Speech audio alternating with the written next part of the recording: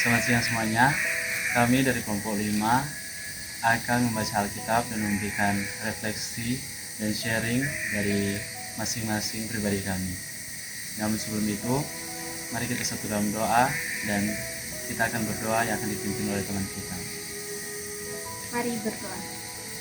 Tuhan Yesus, saat ini kami akan membaca dan merenungkan firman-Mu. Kiranya apa yang kami baca dan renungkan pada hari ini bisa tertanam dalam hati dan pikiran kami. Dalam nama Tuhan Yesus, haleluya. Amin. Sekarang kita akan memperkenalkan nama dari masing-masing anggota kelompok. Perkenalkan, nama saya Saklianus Mario Koho dari program studi agribisnis. Nama saya Masudendona Sabanuahe dari Prodi Akuntansi. Saya Grevia Fidelia Tarak dari Prodi Akuntansi. Saya Anggina Fianti Karoles dari Prodi Akuntansi. Saya Dini Perdolame dari Prodi Akuntansi. Sekarang kita akan bersama-sama mendengarkan sabda dari kitab suci yang terdapat dalam Lukas 15 ayat 11 sampai 32. Lukas 15 ayat 11 hingga ayatnya yang ke-32.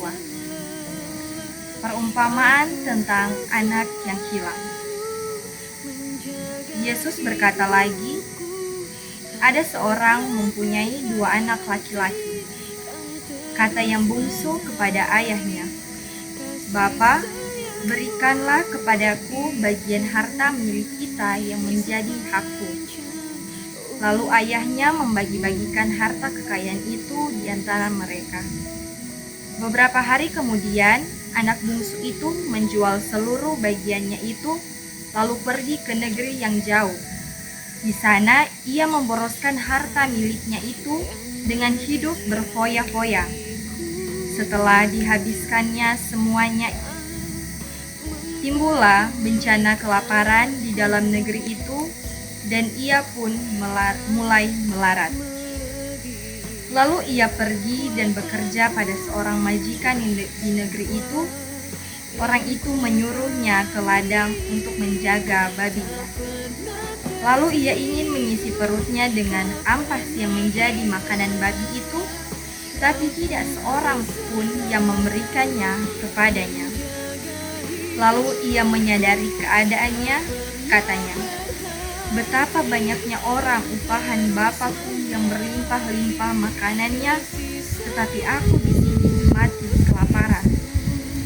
Aku akan bangkit dan pergi kepada Bapakku dan berkata kepadanya, Bapa, aku telah berdosa terhadap sorga dan terhadap Bapa. Aku tidak layak lagi disebutkan anak Bapa. Jadikanlah aku sebagai salah seorang upahan Bapa." Maka bangkitlah ia dan pergi kepada bapaknya. Ketika ia masih jauh, ayahnya telah melihatnya, lalu tergeraklah hatinya oleh belas kasihan.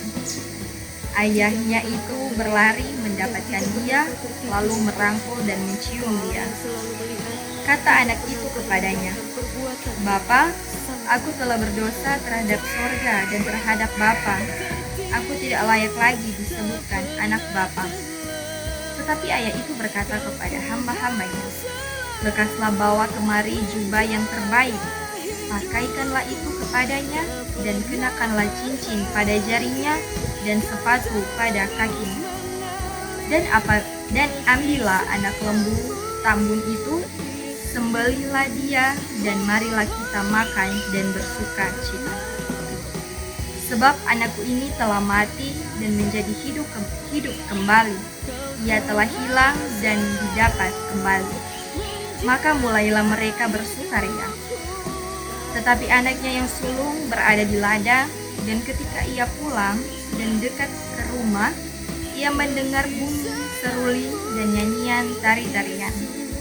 Lalu ia memanggil salah seorang hamba dan bertanya kepadanya, "Apa arti semuanya itu?" Jawab hamba itu, "Adikmu telah kembali dan ayahmu telah menyembelih anak lembu tambun, karena ia mendapatnya kembali dengan sehat." Maka marahlah anak sulung itu, dan ia tidak mau masuk. Lalu ayahnya keluar dan berbicara dengan dia. Tetapi ia menjawab ayahnya, katanya, "Telah bertahun-tahun aku melayani Bapa dan belum pernah aku melanggar perintah Bapa. Tetapi kepadaku belum pernah Bapa memberikan seekor anak kambing untuk bersuka cita dengan sahabat-sahabatku. Tetapi baru saja datang anak Bapa yang telah memboroskan harta kekayaan Bapa bersama-sama dengan pelacur-pelacur, maka Bapa menyembelih anak lembu tambun itu untuk dia." Kata ayahnya kepadanya, "Anakku, engkau selalu bersama-sama dengan aku, dan segala kepunyaanku adalah kepunyaanmu. Kita patut bersukacita dan bergembira karena adikmu telah mati dan menjadi hidup kembali. Ia telah hilang dan didapat kembali." Dan sekarang kita akan mendengarkan beberapa sharing dari masing-masing anggota kelompok. Dalam ayat yang ke-21 sampai ke-22 yang berkata, kata anak itu kepadanya, "Bapa, aku telah berdosa terhadap surga dan berharap Bapa terhadap Bapa, aku tidak layak lagi disebut anak Bapa." Tetapi ayah itu berkata kepada hamba-hambanya, "Lekaslah bawa kemari jubah yang terbaik, pakaikanlah itu kepadanya, dan kenakanlah cincin pada jarinya dan sepatu pada kakinya." Pada ayat ini saya mengaitkannya dalam sebuah permasalahan yang pernah saya hadapi, yang dimana saya merasa dalam beberapa kehidupan yang berjalan ini saya pernah berbuat suatu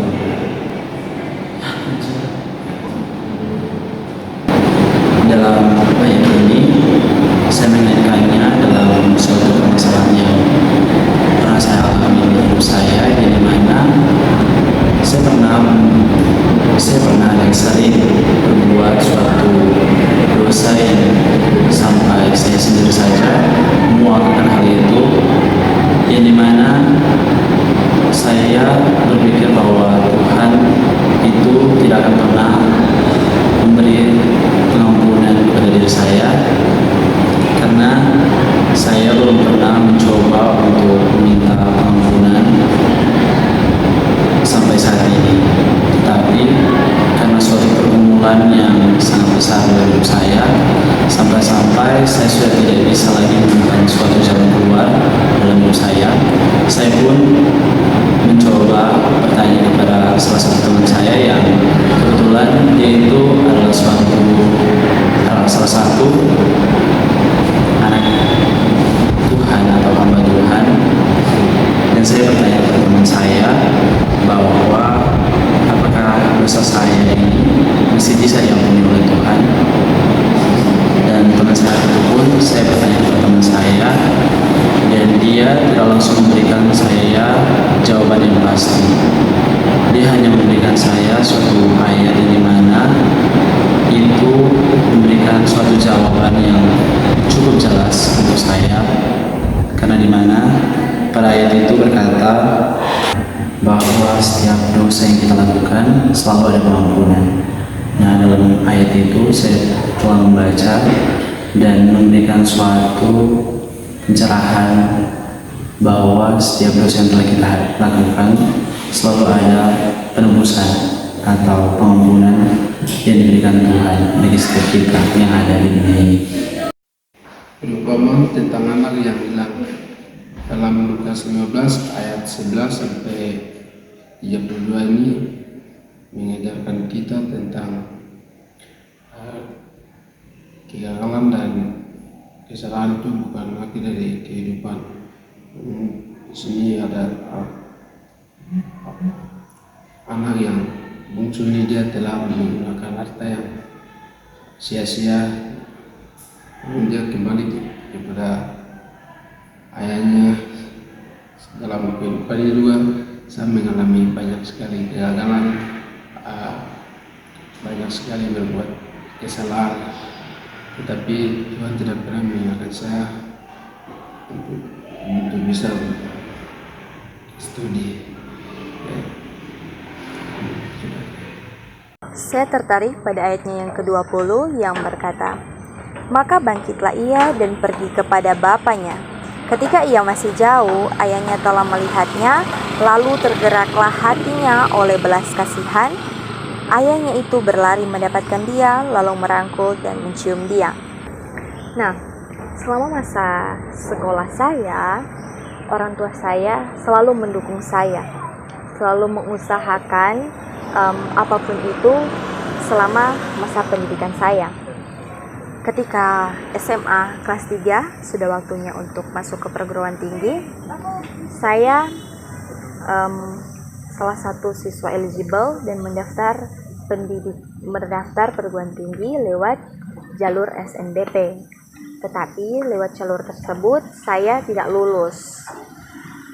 Walaupun saya tidak lulus, orang tua saya tidak marah. Mereka terus mendukung saya, sehingga saya tetap mengikuti beberapa pendaftaran lewat jalur mandiri di beberapa perguruan tinggi, dan juga saya mengikuti bimbingan belajar. Dan pada saat itu bukan sedikit biaya yang orang tua saya keluarkan. Begitu banyak pengeluaran yang mereka berikan untuk saya. Nah, saya saat itu mungkin usaha saya yang belum maksimal sehingga saya tidak lulus lewat jalur mandiri tersebut. Di situ saya ingin menyerah. Saya sangat sedih, merasa tidak bisa menjadi kebanggaan orang tua saya. Karenanya juga saya sempat menolak universitas dan jurusan yang orang tua saya sarankan kepada saya. Di situ meskipun saya gagal berkali-kali, orang tua saya tetap terus mendukung saya. Sehingga dari pengalaman ini saya mempelajari satu hal yang sangat penting, bahwa saya tidak pernah sendiri. Orang tua saya selalu ada bersama-sama dengan saya, sama seperti perumpamaan ayah dalam ayat ini yang tetap merangkul anaknya meskipun anaknya berbuat salah dan gagal. Nah, ayat ini mengingatkan saya bahwa cinta kasih Tuhan dan orang tua saya tidak diukur dari keberhasilan saya, tetapi dari kehadiran mereka yang tidak pernah pergi. Di sini saya merasakan kehadiran Tuhan lewat kasih orang tua saya yang tetap terus menolong saya, mendukung saya meskipun saya jatuh dan gagal berkali-kali. Dan kegagalan saya ini tidak mengubah cinta kasih mereka. 11 sampai 32, dan saya mengambil di ayat 31 dengan bunyi, kata ayahnya kepadanya, "Anakku, engkau selalu bersama-sama dengan aku, dan segala kepunyaanku adalah kepunyaanmu." Dari pembacaan ini yang saya pelajari, bahwa dulu kehidupan sehari-hari sebagaimana sepenuhnya kita percaya kepada Tuhan dan berharap kepada Tuhan. Dengan ini saya akan kaitkan dengan kehidupan saya.